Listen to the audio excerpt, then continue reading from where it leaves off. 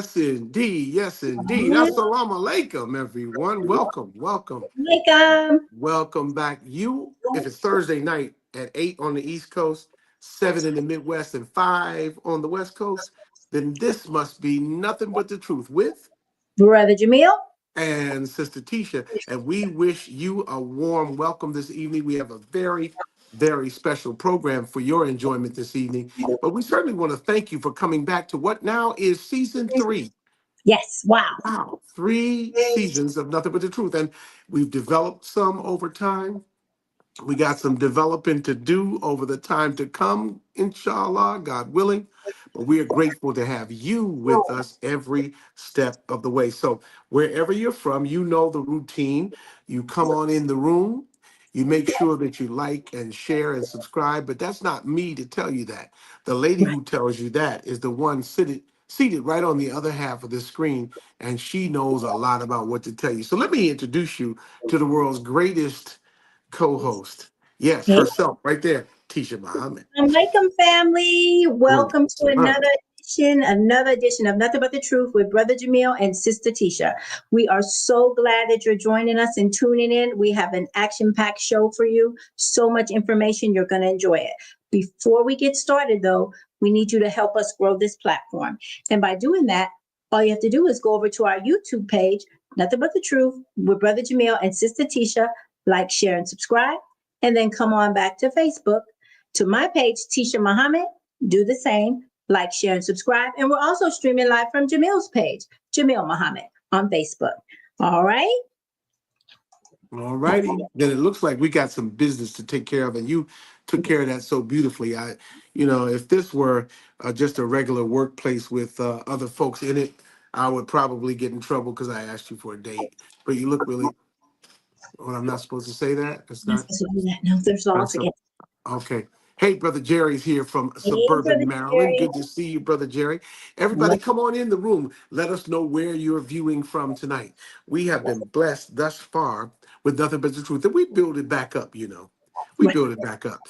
But we've been blessed with listeners and viewers from literally all over the country and some other parts of the world. So we're grateful that you have gathered with us tonight. What's this show about? What do we like? We are like dropping by your cousin's house to have a cup of tea and enjoy in your Central State home of the Marauders mug a Mm-hmm. cup of tea and a good conversation with your family members. And so that's why we're here tonight. And tonight's guest, Family. can I just tell them about the guest? Tell them about our family. Our family is with us tonight from Detroit. Number one, the root of civilization. He is a brother who really, if you started introducing him and went into depth Mm-hmm. of what he's done, accomplished, and achieved, you'd probably have to fill up the 1 hour allocation of time for this program. But I'm happy to say and proud to say that he is my brother and my friend, and a brother who has accomplished these things always in the spirit and in the atmosphere of brotherhood and encouraging somebody else. Whether he was building the entrepreneurial backbone behind the actual refurbishment and renewal and recreation of Idlewild Oh, in wow. yes, Idlewild in the Midwest out there in Michigan, where people come in the summertime and the great black institutions of entertainment are being rebuilt right before our eyes. That's our brother. Whether it's he who is receiving awards by his peers in the world of comedy and in the world of video and film production, it's still our brother. If Come on. he's the guy who is literally appearing on NBC and 2 seasons of Chicago Med on NBC, and we may not always agree with what his characters do, I love that show. I love we talk about that later on, but he's always there acting and representing the very best in the civilization of our communities. And so it's a pleasure and it. an honor to welcome to our airwaves tonight our brother from Detroit, Michigan, Pharaoh Muhammad. He's back with us Yes. tonight. There he is, T. Assalamu alaikum. Who's this guy you talking about? Well, he's a Hey. guy. He's a guy. Don't worry, but they call him the street soldier. Ah, Okay. think I He's know that called the brother. street soldier, and he's my main man. I know him. Now, Tisha, we are not going to violate your warning. You said don't tell all the old stories tonight, because you know how y'all do. Y'all sit around and you start talking about what happened. Remember the time we was in the car, Right. and remember the time we drove through the. We're not even going to talk about that. And we be Okay. lost. Okay. Not much of that. But I will tell you that Pharaoh Muhammad was part of a triumvirate of yuck, yuck, yuck, and ha ha ha, and hoo hoo hoo that happened every morning for a couple of years consecutively on the Jay DeLay morning program. Oh, yes. And Jay DeLay's morning program gave us music, it gave us conversations, it gave us great, great insight into the issues. And one of the key elements of that was the team player you're looking at on your screen, Hmm. Brother T. Pharaoh. How did you get so many hats? We're going to disregard the one you're wearing now. Oh, you Um, like this one? I love it. It's nice. Hold on. Hold on. he's going to do something else. Thank Something. you. I got this one too. Oh. Yeah, I know. And Wait a minute. thank Hold you. on. Hold on. Oh, he's got Oh. another one. Mm. Mm. I started this though, didn't I? Yeah, You yeah, did. You that, asked yeah, for it. that's great. That's great. And the Wait lines a minute. got, Hold on. Oh, you got enough, right? Yeah, yeah, you're good. I get the Okay. idea. I get the idea. We're talking about like somewhere right around here, right? Smitten by the mitten. Smitten by the mitten, Michigan for life. But No. brother, you wear so many hats. I guess the question has to start off our conversation. How did you become convinced early in life that you could do anything? Because you do anything. How did that happen? Well, first, let me start off by saying, in the name of Allah, the Beneficent, the Merciful, I bear witness there is no God but Allah, and I bear witness that Muhammad is his messenger. And I am thankful and grateful to be on this platform with my brother and sister, and I greet you and your viewing audience with the greeting words of peace. Assalamu alaikum. Walaikum Walaikum salam. salam. I love you too, and I love the believers, and I love this nation. And so let's start with that. Yes, Yeah. sir. And everything else should be smooth and easy. Come Yes, on. sir. Now, would you repeat your question? Because my dementia is starting to kick in a little bit. Mm. Mm. Did, Tisha, did you brief him about, I tried. He forgot. He extra has dementia. transparency? He forgot. Okay. Listen, T, good to see you tonight. Just wanted to ask how you got started in doing all the great things that you do. Oh, okay. Because, yeah. I mean, what was it that said to you early in life? I can be an actor, an entrepreneur, a stand-up comedian. I can be a filmmaker. I can be a professional in corporate America. I can be an entrepreneur and a gourmet baker and a distributor of my own products direct to the market. How do you? That's a lot of hats, bro. Right. You left off about this. You left off. Never mind. Don't worry about it. I'll cover it. Oh, Um, I cannot with him. well, let me start by saying, since the first thing you mentioned was as an actor. So in first grade at Berry Elementary on Detroit's East Side, on Concord and Benson, Mm-hmm. I was in a school play called The Brave Little Tailor, and I had one line. And that line I still remember to this day. I guess because it was only one line, and the line was, "But did he do it?" Mm. And the fellow who played the lead, whose name I don't remember. I see his face, but I can't remember his name. Um, I thought in my 6-year-old wisdom that I could have done a better job. Right. I could have been the lead, and so that started me on my quest to have a lead role. So in my 6-year-old arrogance, I believed that I was better the than the lead. So Okay. as I look back on it now, I realize that what started me on this path may not have been so righteous. A little bit of a bliss in me, right? Yeah. But as I grew in the knowledge of stage acting, I became quite, I guess, influenced by some of the greats that were in front of me, and I wanted to be more like them.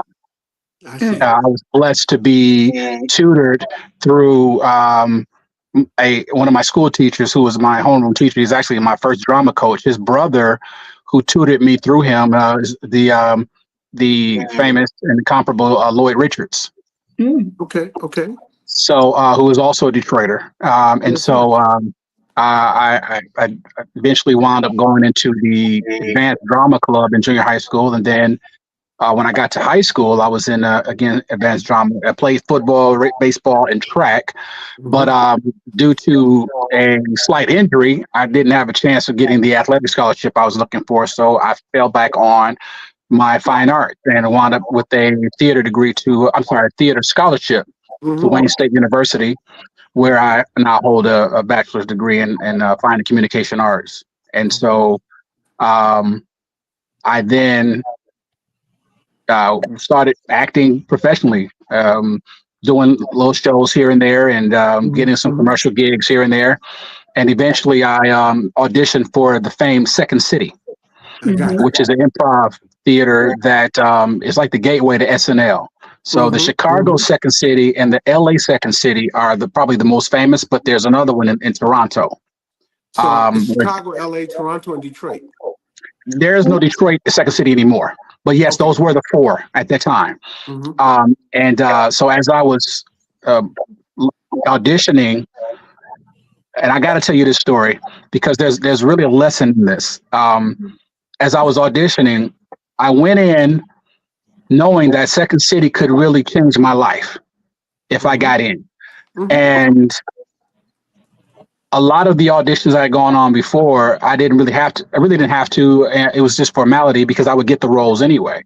Again, I was a scholarship student, so a lot of the stuff it was given to me. But when I walked into that audition, it's Detroit Second City, at what we call now Hockey Town, I was blown away, and with the talent that was there. Because we auditioned together. There was no, okay, you go in the room and, everyone else sits out like they are now. You saw everyone else's audition. And so as I was watching these other people and auditioning with them, because you have to do, it's an ensemble, I was very, very overwhelmed and intimidated for the first time. Wow. So I walked out of that audition psyching myself up to be disappointed. I said, well, you know what? At least I got a chance to audition, and ain't a whole lot of people can say that. That's what's turning in my mind, right? So by the time I get home, there was on my answer machine. Now, for those viewers who may be millennials or Gen Z, an answer machine was a little device that had some tape in it, and you leave a message on it, and you could play it, and it would say similar to voicemail, right? So I pushed play, and the little, tape came through, and it was Second City asking me to come back for a call back the next day. Yeah. Wow. So I went back, and when I tell you the competition then was even more intense than the first day, I was like, wow. I walked out again saying, well, at least I got a call back. How many people can say that? Right. Again, doubting myself, doubting the fact that I'm good enough too. Right. And 2 weeks later, I was signing my contract with Olympia Entertainment as a member of the famed Detroit Second City, where I met Keegan Michael Key, who many of you may know from Key and Peele. Yes. We walked in together. Antoine McKay, who was my partner with the pilot that we shot. He played Bunky Campbell on Empire, and also Uncle Spike on Southside. So he's been around for a while. Mark Evan Jackson. The names go on. There was so much talent in Detroit Second City. So much so that people have asked, what was in the water we were drinking? Right. And the reality of it is, Detroit's a grit town, and we don't get anything handed to us, so we have to constantly fight for it. So just to give you an example, Chicago is a tourist city. Detroit is not. So people would go to Detroit and they would go to a Second City show, and the members on that main stage would see a new audience every performance. But here in Detroit, we're not a tourist city like that. So you're performing in front of people that you saw last week. Mm-hmm. So we would have to rewrite shows more often Hmm. in Detroit because you can't recycle the same show Hmm. because there's not that many people coming to see it. So I that see. made us have to really get into our writing chops more. Wow. So yeah, so that's kind of like the big and the short. No, well, I'll say the long and the short of how I got to where I am now because that kind of catapulted me into what I'm doing now. If you know, Writing Yeah. and producing. Wow. Right. Wait, before we go further, we have to acknowledge our family who's here. A lot of Hmm. guests, a lot of guests. We Okay. hope All you right, enjoy this show, but we're gonna take just 2 seconds. Look who we got in the audience. Who we got? Kia's here. Hey, golly, sister love. Let me see who else. All right. You know, Brother William gonna show brother up. William, All the way from Oakland, California. brother William. Yes. Yes, Welcome, indeed. family. Good to see you all. Brother Mark is here. Thank you for tuning in, Brother Mark. Mark from Who's that? Springfield, Ohio. All Sketty. right. Do Yes, anybody know sir. we call him Sketty? Yeah. Nobody. Nobody know that Now they Sketty. know, but you didn't have to. Who else is here, honey? Sorry. Uh-huh. Trisha. And there's Trisha from Dallas, Texas. Good to see you, fam. Yes, yes. Yes, indeed. So people are coming in the room. There's Gary, our music director, and brother T. This is the music that you hum every week. Doop a doop a doop, doop a Mm, doop a doo Nice. doo doo doo right. doo doo. I That's put That's from down my brother Gary. playlist. Yeah, yeah. mhm. Well, I mean, it has to be on your playlist, and he's surprised every time people enjoy it. But I don't know why he's so surprised. Great music. He's our musical director right here on Nothing But the Truth. We're very glad. Nice. Who else is here? We have a question. Oh, and Sister Mariam. Ah, Sister Mariam, good to see you tonight as well, sister. Where are you coming in from, Sister Mariam? Just type in the chat where you're coming from. We want to make sure we recognize everybody. Of course, Brother Jerry already said he's from the DMV. And for those who don't know, that means the district, Maryland, and Virginia. We have a All right. question from one Mm. of the guests. Here we go. Brother William asks, what is your process when preparing for an audition? Wow. Okay. So, I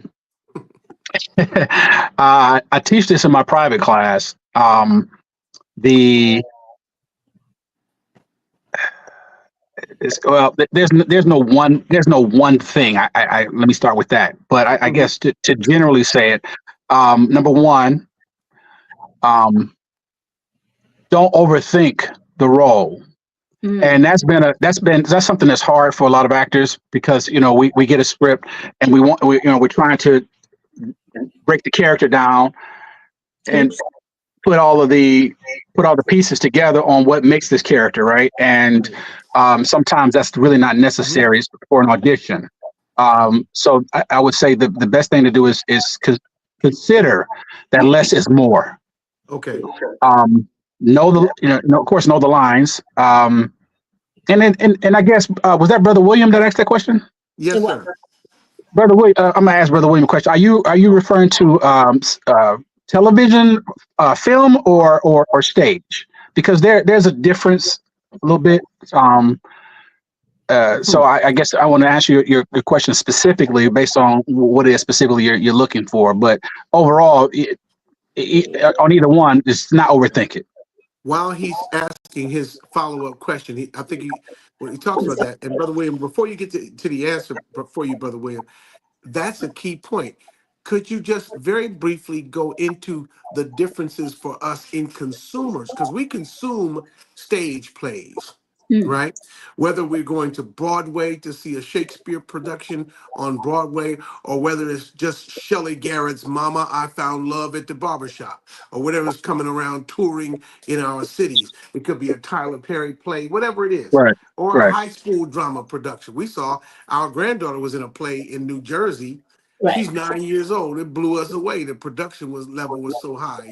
Nice. But It's great. we have that stage, and then there's film. We all love movies, but we watch TV too. So like, how do we? You said there's a difference, and you're going to answer Brother Williams' question, but I don't know if mine adds too much weight to it. I don't. I hope it didn't Yeah, I think they're interrupt you.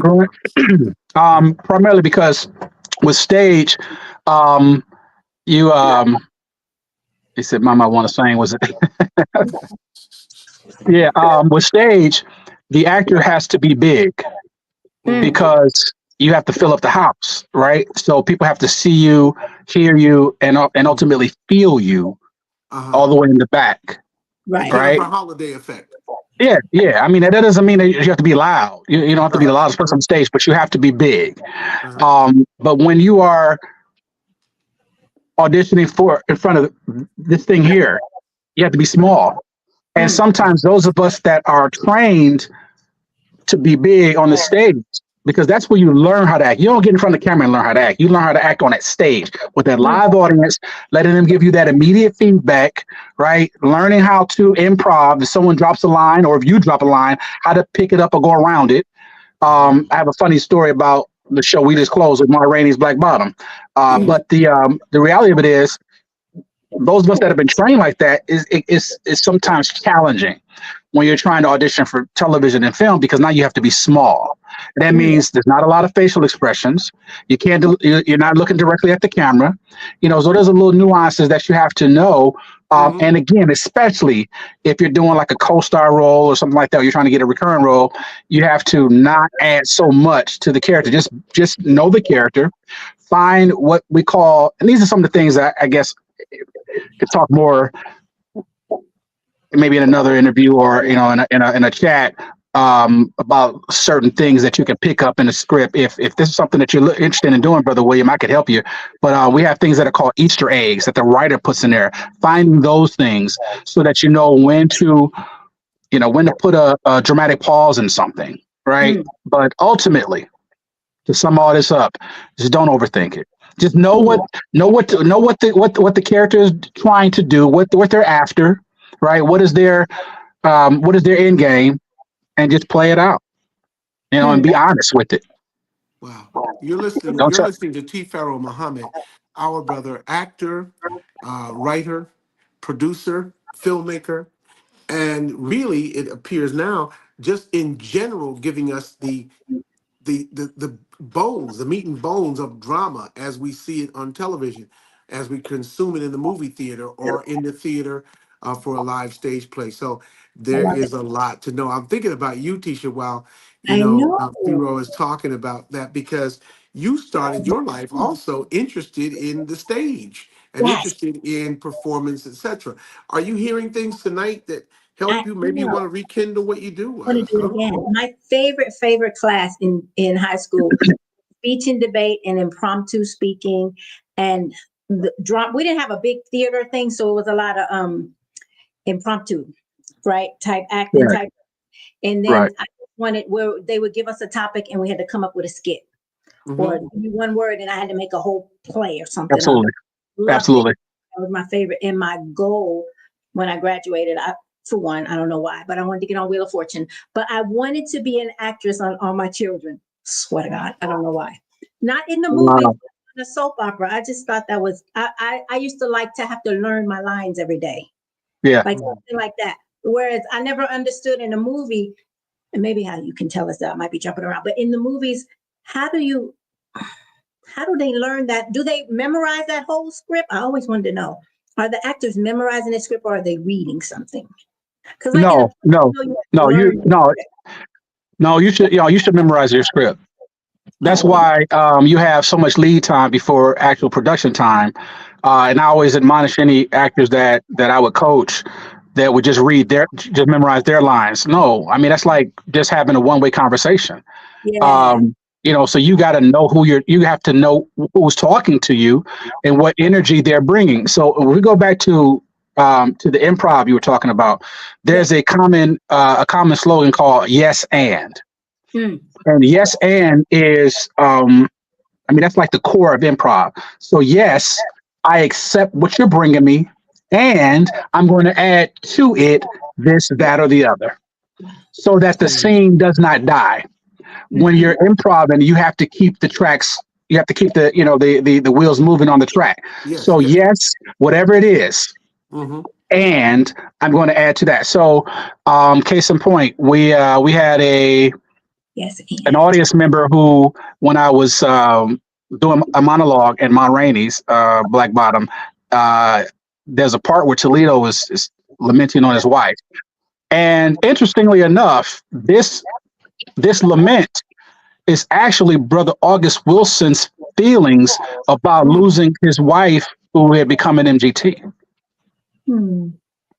At number 22 in Pittsburgh. That's right. That's right. Yes, That's sir. right. And so Allah is so magnificent. The fact that I got that role, Wow. and I was sharing and I was giving life to that monologue based on something I'm attached to. And there were so many other things. I don't know if we have time for me to go into them, but there's so many other things that were so uniquely connected to me in that play. I mean, personally, that it was nothing but Allah that brought me to it. But as I'm giving this monologue about the woman that I lost, I mentioned something about Toledo mentioned something about the wife liking the church men, or she's seeing the church men. And someone in the audience said, "You know how we can be. You know how we do at the theater. We gonna talk." Right. And the lady in the audience said, "Oh, a deacon." And I said, and I sat there, I was like, right. So the crowd lost it. They all laughed, they fell out. Right. Because In character. it could have been a deacon. Right, absolutely. Uh-huh. But but the thing is, I took, even though she wasn't in the cast, I took what she gave me and added it to, so not to derail, right, the trajectory of the play. And it added a little bit of comedic humor, a little bit of humor to the something otherwise very, very sad. Yes. It was a great moment. But those are things that when you are rooted in improv doesn't have to just be for stage. Improv can be, in social, just regular social discourse, right? Job interviews. We teach improv to children in the high schools here in Detroit with the Detroit Creativity Project, which I'm an advisor to. What it has done for them and their confidence, what it does for them with their attendance, it's remarkable. I love it. Remarkable. Wow. And I thank you for that question, Tisha, because that brought you a certain kind of an understanding of what we were doing, why we were doing it, what the outcome of it was for people who think that way. Because I guess the next outgrowth of that, T, is to ask the question, hey, what about folks who have children who are interested in entering the industry? What about folks who have children who are interested in, is it a good thing? Because you read about how child actors get really messed up in the industry and Yeah. they begin Yes, to sir. have all kinds of substance abuse problems. But your children are at home going, Mom, I want to be on this program, and Dad, I want to do that. So how do you balance that out if you've got children, especially children in the righteous community that you come from? Both in the city of Detroit, the Nation of Islam, the so-called empowerment and arts community all over the country. How does that balance out with the children? Well, I that's a hard question for me to answer because I don't have any children that are, in the industry. And even though I was a child learning the craft, I didn't get into the industry until I was maybe my senior year in high school on my way to college. There are, I'm not going to sugarcoat this. Not only is this a competitive and the word I want to use, I don't want to call it demoralizing, but this industry, this industry can be a lot of that because, and I'll tell you why. One of my students once asked me, what's the fast track to getting where Keegan is? He knew I knew Keegan. He was like, I said, there's no fast track to getting there. If we knew the fast track, all of us would have gotten on that. Right. I said, you're looking at this guy's glory, but you don't know his story. See, Wow. So it's chock full of betrayal, chock full of rejection, chock full of, self-doubt. I've told my mother on more than one occasion when she would ask me how, you think it's, I would go on audition after audition. I wouldn't get a call back on that. And she says, well, baby, you think, she's trying to mother me. So you think it's worth that? I said, Mom, please don't ask me that. Yeah. Because what actors don't need is any more reasons to doubt with what we're doing. Right. So to get a child into this, yes, there are places for them, but this is a very, very cutthroat industry, a very, very demonic industry. And if you and are not rooted in your spiritual base, I Mm, wouldn't advise this at all. mm, I've turned down roles because of the character choices that they wanted me to make. I'm not doing that.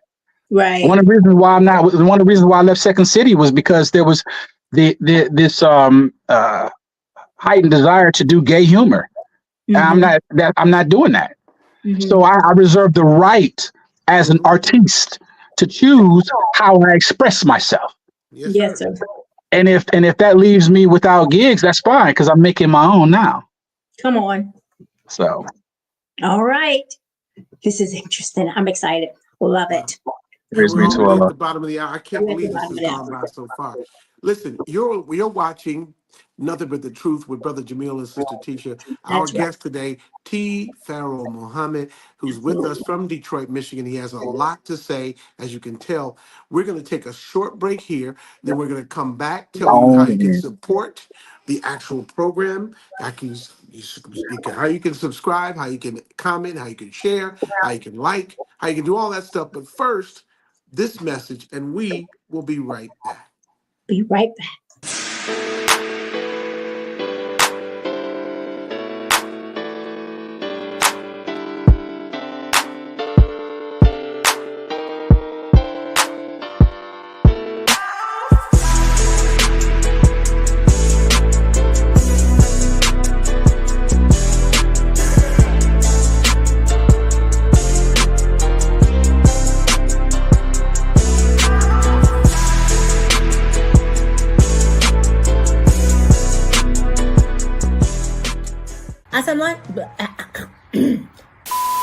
Assalamualaikum, family. Assalamualaikum.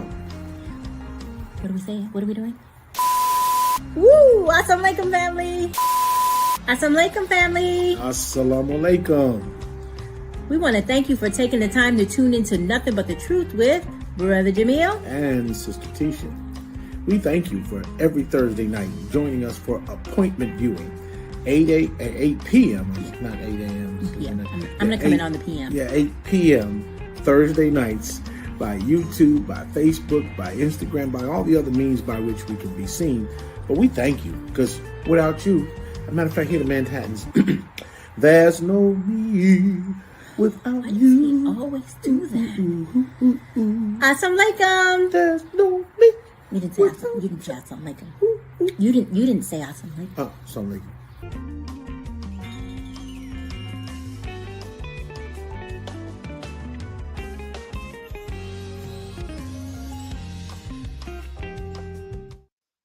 That is one of my favorite messages. I mean, because when you hit that piece, I brought you here for a bit of bad news. Ooh, ah, ooh, ah, ooh, wah, wah. And we all know, It's painful. no, well, I enjoy it, myself.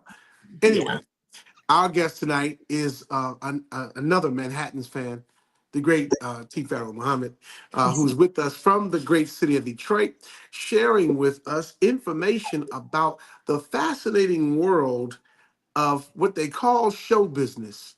But he's focused directly on the issue of dramatic and comedic acting, drama. And so that to me is a very, very fascinating development.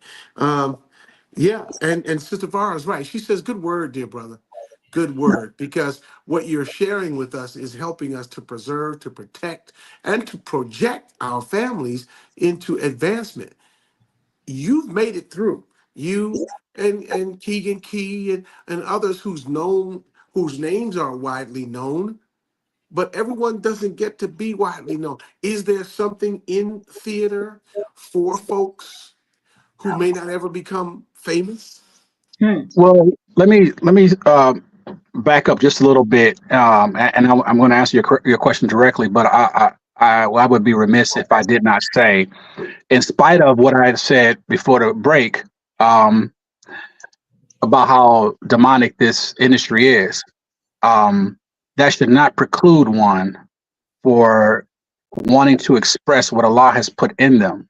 True. Because we are in this world, but we don't have to be of this world, Come on. Mhm, right? mhm. When I ran for city council, I was the second officer over the lieutenants here in Detroit, and I still, as I was running for city council and going all throughout the city, Brother Jamil, you remember, I still was at FOI class. I still was at Sunday meeting.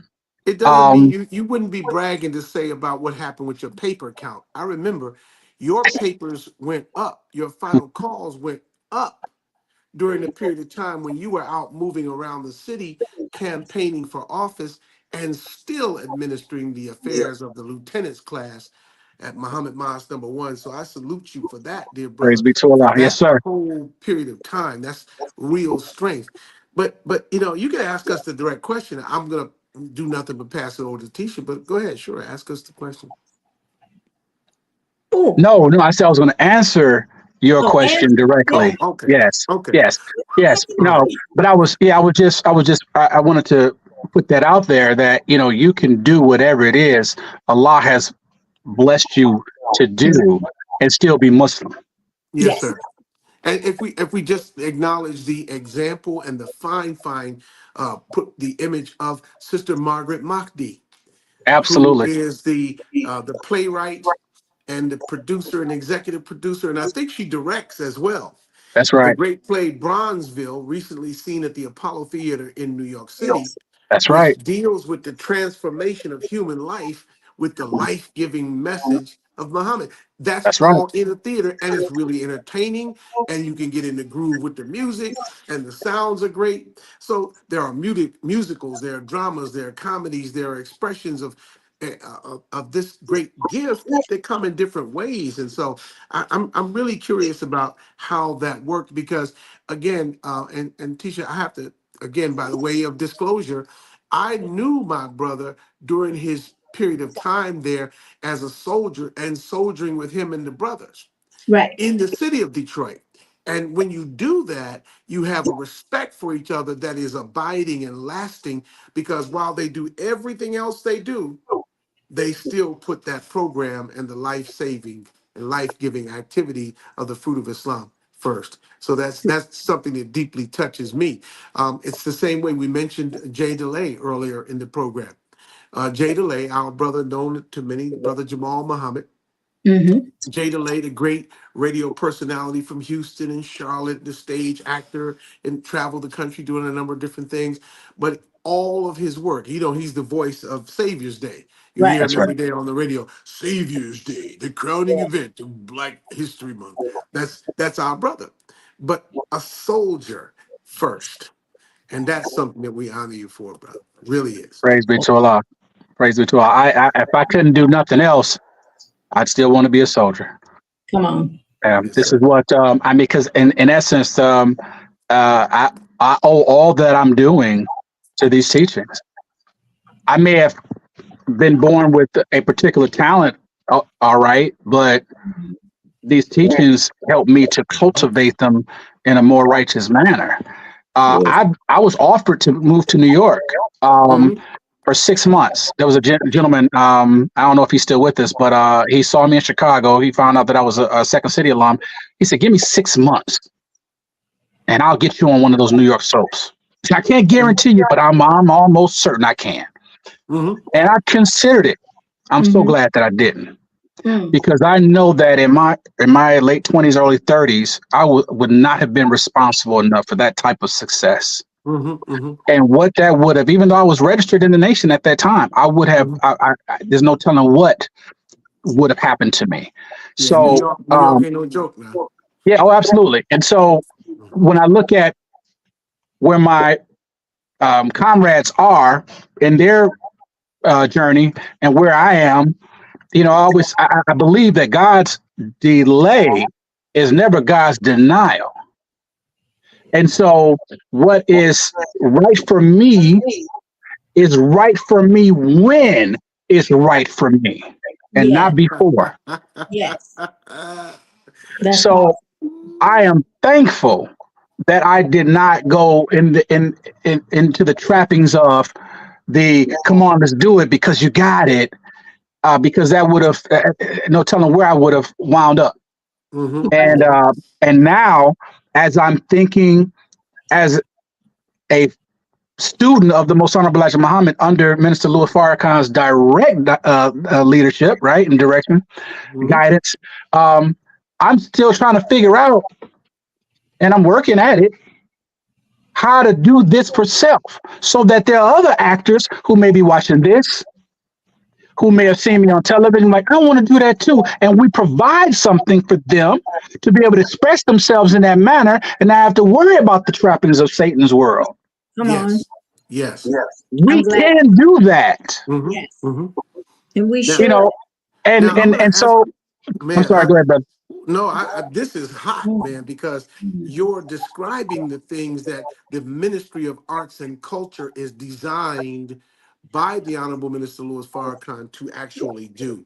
And there are people in various different places around the entertainment industry, some in the world of music, in different genres, some in jazz, some even in R&B, and even a couple in rap, right? That's Or right. hip hop. There are people in the entertainment business. I keep thinking of names that come to mind. You're also an accomplished stand-up. People don't know that about you, that you've had the ability to go and do stand-up comedy, and it happens extemporaneously Yes. in performance spaces and in other spaces that you turn into holistic performance spaces. I wouldn't Right. necessarily call a Starbucks checkout line you know, well, I mean, I guess, you know, you can call it what you want. I'm sorry. You have to put the button on his mic. You have something. I'm just going to let him roll with it. All the Okay. world's a stage. Yeah, let him. Well, All, so I guess in that respect, yeah, you know, the dentist office, yeah, you know. listen, T. I'm trying to give you some good stuff here. I'm trying to Amen. Oh, tell you. yeah, I got you. I got you. Okay. So somebody in our nation, like, let's talk about our friend Reggie Reg, the Mhm. impressionist and comedian, right? Extraordinaire. Amazing talent, brilliant. Everything from David Letterman and all the other shows he's been on, and the Impressionists of the Year and all that other stuff. How does a person like that maintain their talent in that world? I mean, it's tough out there. It Right. really is. And you mentioned it earlier, being grounded in your faith for children and for adults, for men and for women in every area of the community. Is that right? Yes, sir. Yes, sir. So, as you know, my partner and I, Antoine McKay, have produced a comedy sketch pilot, and we are now, well, we just recently were blessed to win a short film festival award in Chicago, and we have got nothing but remarkable responses and encouragement for us to continue with building the entire season of Black Mhm. Box Comedy. So we're in the process of raising the funds so that we can finish an entire season of the show.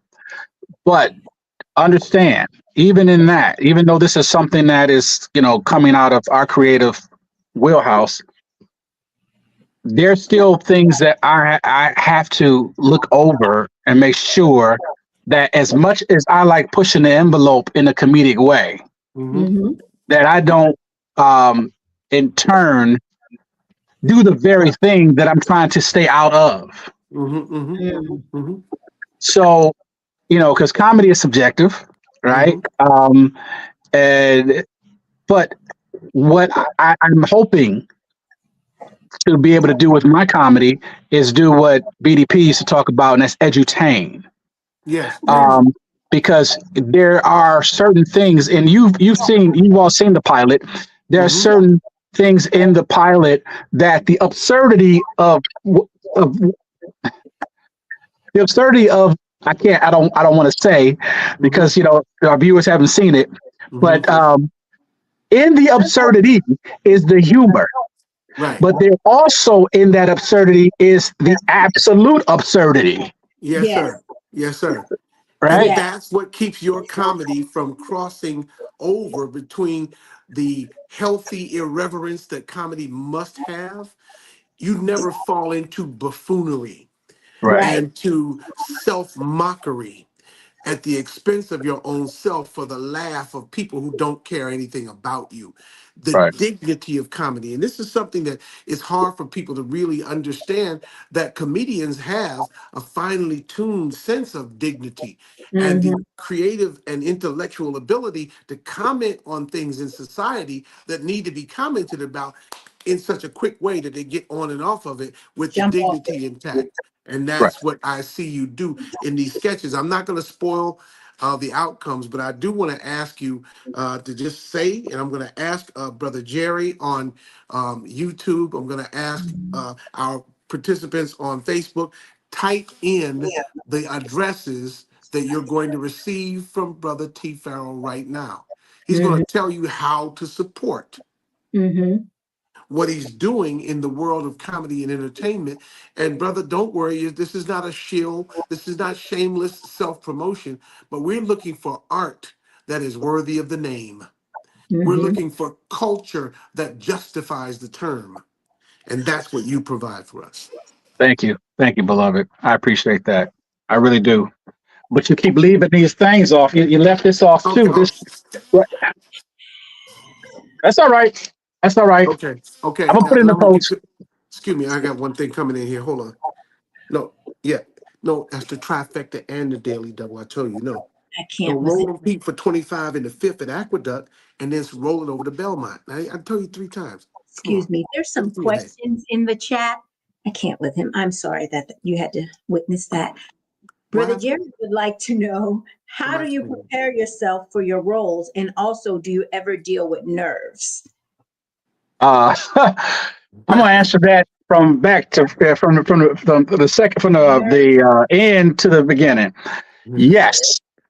If you have no nerves, then you have no nerves. Yeah. I don't know an actor that does not get nervous when they go to an audition or go on stage. I mean, we ran Ma Rainey's. We just closed back in March, right? Mhm. Mhm. We ran for 8 weeks. Every performance, it's the same show, Right. same cast, Mhm. same cue, same musical cues, but Yes. every night it's a different audience Mhm. and it's a different energy. And some shows were phenomenal. We got standing ovations. For most shows we did. There are a few that we may have had some challenges, but every night you can bring something different. That's why the stage is the incubator for a real actor. Mm. Now preparing for a role again, I got you, you bro. have to William. take yourself out of right. Take yourself out of you, whoever you are. You Okay. know, you have to go in suspended animation so that character can come through you. It's Mm. just like in the Temptations. Ain't nobody coming to see you, Otis. Right. That's real. You, Otis. I can come to your house to see you. Right. We can go to Starbucks and I can do my stand up routine while I'm waiting on my latte. What I'm saying? If you want to see me, but when people are coming to the show, they're coming to see the character that you are allowing to live in your being, Mm. while you are in suspended animation. So you got to take out and never judge your character. You got to Yeah. take out, oh, I wouldn't do that. No, you wouldn't. Maybe you wouldn't. And Mhm. Street Mhm. Soldier, you saw a Street Soldier there, a Street Soldier lit a cigarette. I don't Mhm. smoke, but a Street Mhm. Soldier does. Mhm. Now, mind you, I mean, I wasn't taking a full, but you have to sell the Mhm. show. Yes. Yeah. Yeah. And I You know, think I as think long as the idea of Street Soldier was so brilliant. If you haven't seen it, brother's gonna tell you where to go find Street Soldier. He's Street gonna soldier. go tell you where to find the Black Box special. He's gonna tell you where to find these things. And we got another 8 minutes to get this done. So we're gonna get it done. But brother and sister, let me tell you, I am rewarded not just because it is the work of my friend, but because it is a work that nourishes me. I am very impatient with entertainment that is mockery of the mind of the out audience. Yes. I don't go to a stage show or even a musical concert to be insulted.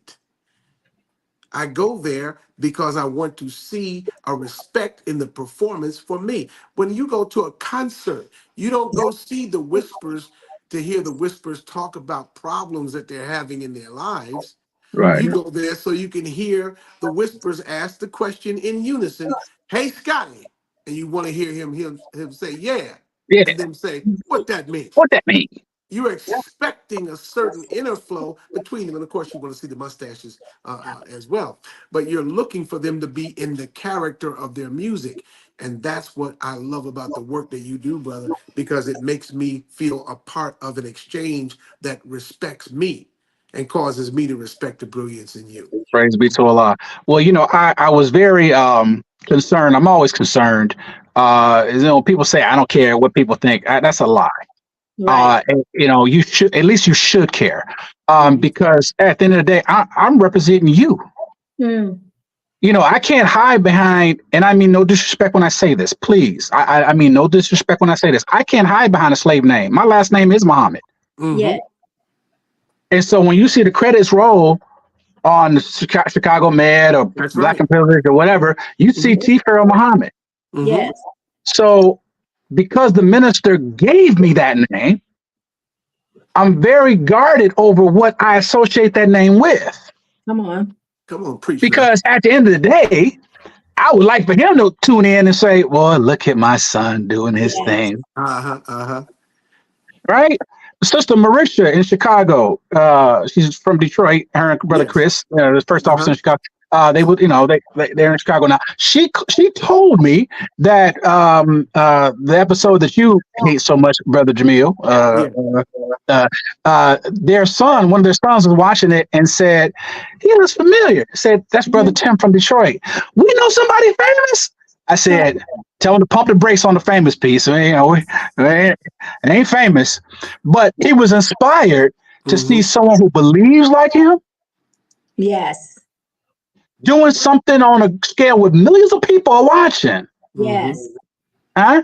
And who knows what that did in between his ears. Yes. Mhm. But if I'm able to, and that's why it's one of the reasons why I try to teach the those who are serious about learning the craft, because I want to pay it forward. People invested in me to make sure that I was learning the craft and honing it in a particular way to be respectful to those who paid a price. I'm gonna give you a name, Charles Gilpin. Mm-hmm. I was blessed to play the lead in a play that was the world premiere of a play called N, as in N, Yeah. right? Okay. What'd you say? No, What'd you you say? said yes. Yeah, Go ahead. yeah, N, yeah, yeah. The reason that play was called N was because the N word was something that Charles Gilpin did not want to say. Now, who's Charles Gilpin? Charles Gilpin was the first Black lead actor on Broadway in the 1920s. Mm. He was the Denzel Washington of his times. He is the one who made the Emperor Jones famous. Mm. Emperor Jones. Right? The Emperor Jones was a play written by Eugene O'Neill, and it was the first play that actually brought him money. Wow. He wanted to fire Charles Gilpin because Charles Gilpin kept, instead of saying, Nigeer, he would say colored boy or something like that in the production. In rehearsal, he'd say the N-word all day long. But in the show, he didn't want to say it because he didn't want to hurt the image of his people by saying that word. Come on. So he wound up, I'll make the story short. He wound up doing the show and he couldn't get fired because the critics loved him. They gave him all these big reviews and everything. And so when they did the show, they toured it in the South and they went over to Germany. When he was coming back to do the revival, there was another young actor who actually was a lawyer who wasn't getting any law gigs. He was known by the name of Paul Robeson, who said, I'll say the N-word for now. Wow. And a film was made. The Emperor Jones film was made, of which Paul Robeson did, and eventually Paul Robeson said, "I'm not saying that word no more either." Wow. Now, Charles Gilpin wound up leaving New York because no one else would work with him. A lot of Black theaters thought that he was too highbrow because of what he had accomplished. And white folks thought he was too uppity, so they wouldn't work with him. So he wound up moving to a farm, left his wife, and moved to a farm in, I think, in Nebraska, Virginia. I'm sorry, in Virginia. And his wife, when he died, she went and exhumed his body and took it back to New Jersey and buried it next to her plot. But I'm saying all that to say that it was a very sad story. Wow. But he is who we all as Black actors owe a debt of credit to, because he took a stand in the 20s to say, I'm not saying, you know, and I will not let you make me. They said Eugene O'Neill put his hands on him a few times. He said, I will not let you make me say that word. And so here, and we're talking about a man who needed the money. Yes. He needed the money. That gives us a firm basis for what we hope will be a part 2 coming soon. Wow. Because the integrity, the history, the honor, the craftsmanship, and the artistry that you've heard tonight from our brother, I guarantee you didn't expect to hear it. But I can also guarantee you that one place you can definitely hear it is on Nothing But the Truth. Come on. With Brother Jamil and Sister Tisha. Because we're going to tell you the truth about the things that are available to you. Your part of the deal is this, brothers and sisters. And I'm going to give my brother a 30-second bite before he leaves so he can share with you what you need to know. But I'm going to tell you in the remaining few seconds that I have, dear beloved brothers and sisters, share this program. Like this program. You've commented on the program. Those of you who have literally been here from coast to coast tonight, I'm thankful for you. Literally from Florida to California, up to Michigan, down to Texas. You've been with us tonight. Thank you. We appreciate you. Let's make sure we just do what Public Enemy said. Yo, let's bum rush the show. It takes a nation of millions to hold us back. Hold us back. Yeah, we're gonna be here. And brother, after the credits, don't you leave the line, because there's gonna be people that need to contact you, and we need to get the information to share with our audience. We do. And then before we go to Sister Tisha to close us out, because I love to hear her voice at the end. I like that. But anyway, I'm sorry. No, I'm professional here. Professional. But You act like you just met it. Pardon me? Nothing. No, keep going. Give the brother the floor before we close. T. Pharaoh, what you got to say, brother? You got 28 seconds. What is it? Well, I just want to say thank you to you two for sharing this time with me on your wonderful platform and being able to talk to your esteemed guests and followers. I don't take lightly or for granted this opportunity, because that's exactly what it is. And to be able to share with the broader community and the believers throughout the entire Nation of Islam, whom I love with all the passion I can muster up in my heart. I am thankful to be a citizen in this nation, and I hope that it was something that I said that inspired somebody. Somewhere. Was it you? Was it you? It was me. It's me. Praise the living God. All right, family. We just want to thank y'all for tuning in to another episode of Nothing But the Truth with Brother Jamil and Sister Tisha. Don't forget to tune in next Thursday, same time, same place. Another exciting guest waits to share a little tidbit of how Allah has blessed their lives. But until then, Assalamu alaikum.